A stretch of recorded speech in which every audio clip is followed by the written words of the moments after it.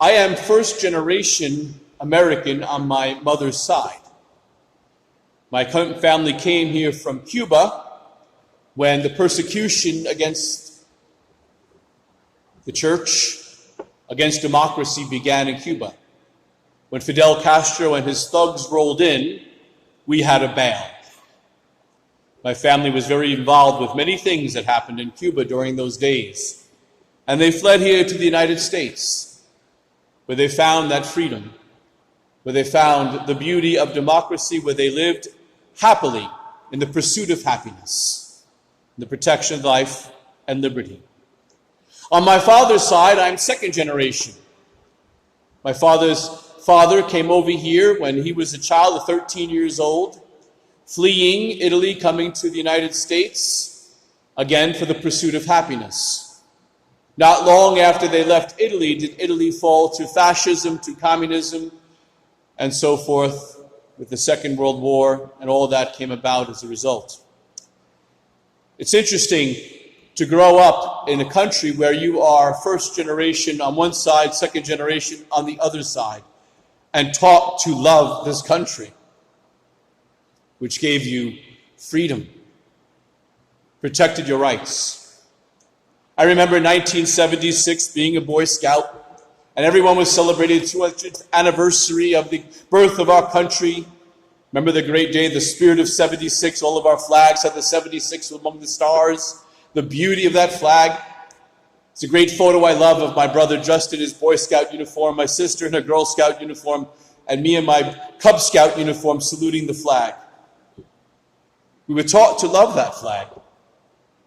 In school, every morning we'd stand, put our hands over our hearts, and say the Pledge of Allegiance. Sing, my country, 'tis of thee. Given a great sense of real love for this country.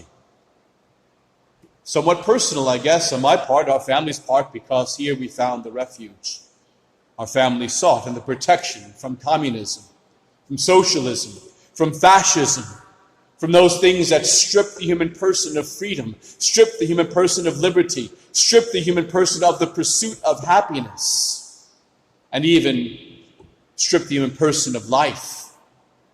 We know that communism has killed more people as a party, a political movement, than any other fascist movement or movement before it. Taught to truly love that flag. Those beautiful 50 stars which represent our states. The beautiful blue that represents the heavens above and the God who looks down upon us from the heavens.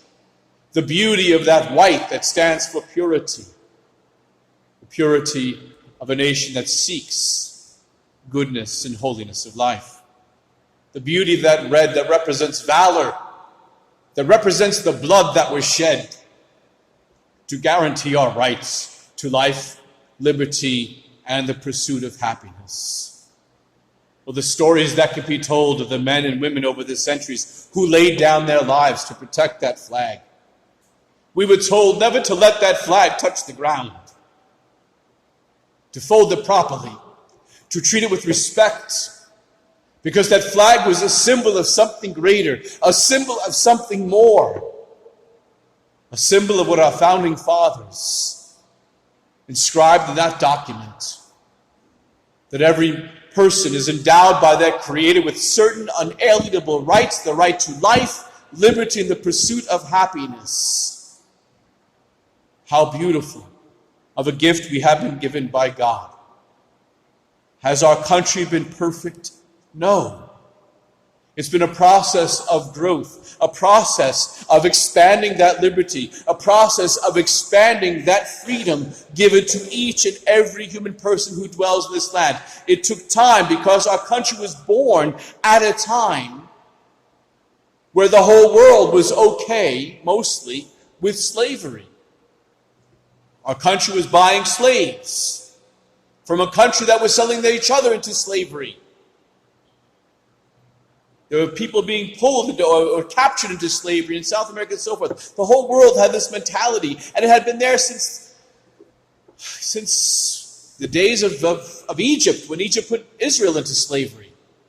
Slavery has been around for a long time. thousands upon thousands of years, 6,000 we've known of slavery. And 90, 80, 89 years after our country was founded, the war began, a revolution began within our own country, which affected the whole world. It radiated from the States out that our country was no longer going to tolerate such an evil, within or without. And so our country was greatly divided in that civil war. Our country fought against itself to free men and women, to free them from the bonds of slavery, to put an end of this evil. White men and black men died together in the trenches fighting for liberty and freedom, to guarantee the rights that were inscribed in that document. And truth was victorious. Brother fought against brother, shed each other's blood so that man could be free. Our country did that, so that men could be free, so men of color could be free. And that radiated out to the whole world. And now we lead the world in fighting against slavery and sex trafficking and all other forms of destruction of the dignity of the human person. The country fought against the evils of Nazism, which imprisoned people because of their faith. Our country is a noble country. It has had its problems. It did take time after slavery, after the emancipation, to then give to both women and black people the right to vote. It took time to push through those things, and it got through. And we were able to establish ourselves as a nation where women were equal to men in voting, in work, and so forth. Still more work to do. Where those of different colors were also free to pursue happiness, free in liberty. I never knew a racist growing up. I knew of racism. I heard of racists, but never met one. I don't know where the supposed systemic racism is from, but certainly I've never met them. My uncle was a cop in Harlem, a good cop, shot in the back, protecting people of color. 9/11. Those firemen, those police officers who ran into those burning towers were not asking people what color they were as they dragged them out and saved their lives from those falling towers. I was there the next day. I watched those firemen and those policemen. No one was in any way asking people what color they were, whether they were going to help them or not. They were blind to color. Our country is a beautiful country. There are anarchists out there who want to destroy the beauty, the fabric of this country, seeking to destroy the democracy, to destroy the republic, to destroy the freedoms we have, and somehow bring us into the horror of socialism, communism, and fascism that my family fled. And they need to be stopped at the voting booths. It needs to be stopped. We can't return to fascism, socialism. We can't allow that to seep into our country. Fine, you want to have a vote of a city to take down a statue of somebody who is a slave owner. Have the vote in the city, take it down peacefully, non-violently, the way that Martin Luther King said to in peace. Have the vote, do it peacefully. But to tear down the statue of the man who freed the slaves? This isn't about slavery with these people, these anarchists. It's about socialism, it's about fascism, it's about the destruction of the very fabric of our society. All lives matter, yes. Black lives matter, yes. All lives matter. We are all children of the same God. We come in all kinds of shapes, colors, and sizes. Dr. Martin Luther King's niece shared at the school I was at as chaplain. It's a beautiful country. Are we finished yet? No, we're not finished yet. The unborn children in our country still don't have the right to life. That needs to be restored to them. Their rights need to be defended. We need to get rid of these things like Planned Parenthood that particularly set up their industries in African American communities in order to kill unborn children who are black. Read in their founding documents by Malcolm X Sanger. Talk about systemic racism. Look at Planned Parenthood. That's systemic racism. A racist organization that our government was giving money to until recently to kill children, particularly those African American children.